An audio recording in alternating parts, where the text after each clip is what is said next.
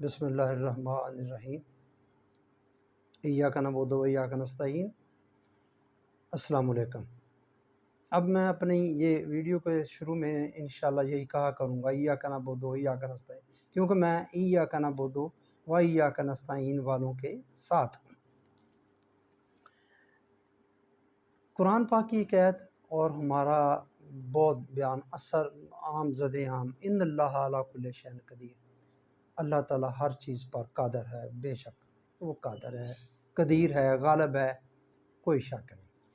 مگر یہ جملہ، یہ قرآن پاک کی آیت ہم اس وقت زیادہ بولتے ہیں یا اس کا جو مفہوم سمجھتے ہیں عقیدہ جبریہ کو ثابت کرنے کے لیے۔ کبھی کسی نے بحث کی جبریہ پر؟ نہیں کرتے، کہتے ہیں نہیں ہمارا تو عقیدہ جبریہ نہیں ہے۔ مگر یہ آیت، اس کا جو مفہوم بیان کیا جاتا ہے وہ عقیدہ جبریہ والا ہی بیان کیا جاتا ہے۔ اللہ ہر چیز پر قادر ہے۔ وہ کس طرح قادر ہے اس کو دیکھنے کی ہم کوشش نہیں کرتے۔ وہ کس طرح قادر ہے؟ بے شک قادر ہے، غالب ہے، قدیر ہے وہ۔ میرے بھائیو، اس نے ہر چیز پیدا کی اور ہر چیز کے پیمانے مقرر کیے، ہر چیز کی قدریں مقرر کی۔ اس کا حوالہ سورہ احزاب کی آیات نمبر 38 میں ہے، اور دوسری صورت طلاق ہے، طلاق کی 3 نمبر آیت میں یہ ہے کہ اللہ نے ہر چیز کے پیمانے مقرر کیے ہیں، قدریں مقرر کی ہیں، اسکیل مقرر کیے ہیں۔ وہ اس طرح غالب ہے۔ اس نے یہ، اب کیا ہے قدریں، پھر کیا ہے پیمانے، کیا ہے اسکیل؟ تو وہ چیز جو اس کی جو خصوصیات ہیں وہ اس کی قدریں ہیں۔ آپ بات سمجھ گئے؟ جو اس کی جو بھی چیز ہے آپ کے سامنے، اس کی کوئی نہ کوئی خصوصیات ہیں۔ وہ جو خصوصیات ہیں وہ اس کی قدریں ہیں۔ اس کو بنانے والا کون ہے؟ اللہ۔ اللہ اپنی قدروں اس طرح بنائی، قدروں کے ذریعے غالب اور قادر اور قدیر ہے۔ یہ بات سمجھنے والی ہے۔ ایسے قادر غالب نہیں ہے کہ بندے کو کان سے پکڑ کر، گردن سے پکڑ کر، یا اس کے دل میں کچھ ڈال کر اس سے کام کرواتا ہے۔ نہیں میرے بھائیو، یہ تصور غلط ہے۔ یہ اس کا مفہوم ہم اس آیت کا غلط لیتے ہیں، ان اللہ علی کل شیء قدیر، بے شک اللہ ہر چیز پر قادر ہے۔ وہ اس طرح قادر ہے، بندہ عمل کرنے میں بالکل آزاد ہے۔ اللہ بندہ اپنے عمل، یہ اس نے بندے کو آزاد پیدا کیا ہے، خود مختار پیدا کیا ہے، ارادہ اور اختیار دیا ہے، عقل دی ہے کہ تم نے خود یہ سوچنا ہے، جو بھی عمل کرنا ہے نتیجہ اس کا ضرور نکلنا ہے۔ ذرا برابر بھی عمل ہوگا تو اس کا نتیجہ، ذرا برابر برائی ہوگی تو اس کا بھی نتیجہ، ذرا برابر اچھائی ہوگی تو اس کا بھی نتیجہ، یہاں بھی آگے بھی۔ تو میں یہ بتانا بس یہ بڑے پہلے بھی کہتا آ رہا ہوں، ان اللہ علی کل شیء قدیر، اللہ ہر چیز پر قادر ہے۔ تو وہ کس طرح قادر ہے میرے بھائیو؟ وہ ان قدروں کے ذریعے قادر ہے۔ یہ قدریں تبدیل نہیں ہوتی، یہ بھی اس کا وعدہ ہے۔ آپ جو بھی چیز لگا لیں، جو بھی چیز لگا لیں، پانی لگا لیں، فروٹ لگا لیں، سبزیاں لگا لیں، جڑی بوٹیاں لگا لیں، جو کچھ بھی، آپ گوشت ہے، دودھ ہے، لسی ہے، کچھ بھی چیز ہے، ان کی سب کی خصوصیات ہیں، تاثیرات ہیں، وہی ان کی قدریں ہیں، وہی اس کی تقدیر ہے۔ وہ تبدیل نہیں ہوتی۔ وہ خود کہتا ہے کہ میں تبدیل نہیں کروں گا۔ اللہ وعدہ خلافی نہیں، یہ وعدے ہیں اللہ کے کہ یہ ایسے ہی رہیں گی۔ اس کی بنیاد پر آپ جو چاہیں آپ کریں تو وہ تبدیل نہیں ہوگا۔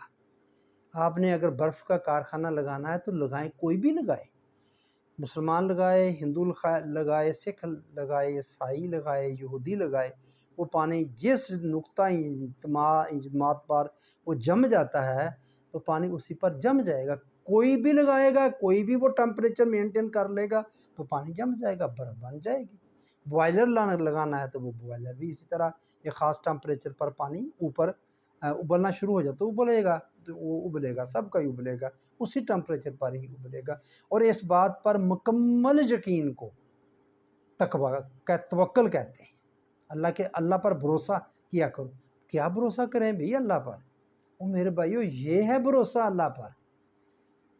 یہ جو خصوصیات اس نے مقرر کی ہیں وہ ان کو بدلتا نہیں ہے کسی کے لیے، ڈنڈی نہیں مارتا، کچھ کرتا نہیں ہے۔ اس پر کامل یقین رکھیں۔ آپ نے راکٹ بنانا ہے، آپ نے میزائل بنانا ہے، آپ نے جہاز بنانا ہے، آپ نے کوئی سیار چست چھوڑنا ہے چاند کی طرف یا زمین کے مدار میں، وہ جو کچھ بھی ہے سائنس کہتی کرتی ہے، تو وہ جو اس کے اصول ہیں جان لے گا، وہ اس کے مطابق کر لے گا۔ کوئی بھی ہو، سب کے لیے کھلا ہے قانون، تو سب کے لیے ایک جیسا ہی ہوتا ہے نا۔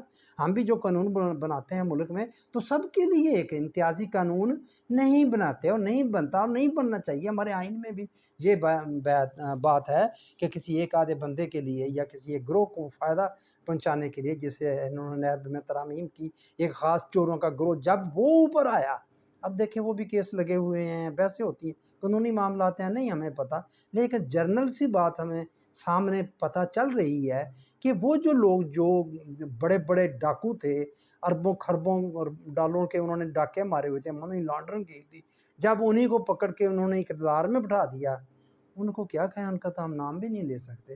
جب انہوں نے ان کو اقتدار میں بٹھا دیا، انہوں نے آئین میں ایسی ترامیم کر دی کہ وہ سارے بری ہو گئے۔ تو آئین بنانا تو بالکل یہ ایک پارلیمنٹ کا کام ہے، یہ تو عدلیہ کا کام نہیں، عدلیہ تو اس میں مداخلت نہیں لیکن کر سکتی ہے، نیت صاف ہو تو کر سکتی ہے۔ کیسے کر سکتے؟ میں قانون کا بندہ نہیں ہوں، یہ قانون دانوں سے، یہ سمجھدار لوگوں سے باتیں سن کر ہی ہمیں کچھ پتہ چلا ہے کہ پارلیمنٹ بناتی ہے، عدلیہ نے اس کے تشریح کرنی ہوتی ہے۔ بھئی دیکھیں وہ قانون کسی پہلے قانون سے ٹکرا تو نہیں رہا، کوئی قانون پہلے بنا ہو اس کی شک، اس میں کوئی تضاد تو نہیں آ رہا، ٹکرا تو نہیں رہا، لوگوں وسیع تر آبادی کے خلاف تو نہیں ہے، وہ اس کا نقصان تو نہیں۔ یہ جو ڈاکے مارے ہیں انہوں نے کس کا پیسہ لوٹ کے لگائے ہیں؟ یہ عوام کا لوٹ کے لگائے ہیں۔ تو وہ جو ان کو اگر کوئی معاف کر دے تو کوئی کہے جی عوام تو متاثر نہیں ہوتی، کیوں نہیں متاثر ہوتی بھائی؟ جو ڈاکو ہیں وہ جو اتنا پیسہ لے گئے ہیں ملک سے نکال کر ملک کو کنگال کر دیا ہے، ہمیں لالے پڑے ہیں روٹی کے صبح شام کے، تو وہ کس وجہ سے؟ وہ ان کی وجہ سے ہیں، ان کے ڈاکوں کی وجہ سے ہیں۔ تو ہم کہتے ہیں نہیں جی پارلیمنٹ میں مداخلت نہیں کر سکتے ہم، یا جی جو جج ہیں اپنا ہے نا سب کچھ، کیا کیا جائے کہ جدھر چاہے بندہ چلا جائے، وہ جواز ڈھونڈ لیتا ہے، جواز مل جاتے ہیں، جو طاقتور ہو ویسا کر لیتا ہے۔ ہاں جیسے یہ اوپر بیٹھا ہوا ہے اب ایک منحوس آدمی، گندا آدمی، غلیظ آدمی، وہ اپنی مرضی سے جو چاہے کہتا پھرتا ہے، کوئی روکنے کو پوچھنے والا نہیں، ذرا سی بات کرو توہین عدالت ہو جائے گی، وہ اسی وقت وہ آپ کو سزا سنا دے گا کہ آپ یہ کیا بات کر رہے ہیں، میں کہہ رہا ہوں کہ میرے دور میں ایسا کچھ نہیں ہوا، آپ بھی کہیں کہ ہاں جی آپ کے دور میں بالکل کچھ بھی نہیں ہو رہا، کوئی انسانی حقوق کی خلاف ورزی نہیں ہو رہی۔ تو میں آپ کو یہ ایک مثال بتانا چاہتا تھا کہ ہمارے معاملات کیا ہیں، کیسے ہیں۔ تو میرے بھائیو بس یہی بات میں آپ سے عرض کرنا چاہتا تھا، آپ نے سنی، آپ کی مہربانی، آپ کا شکریہ۔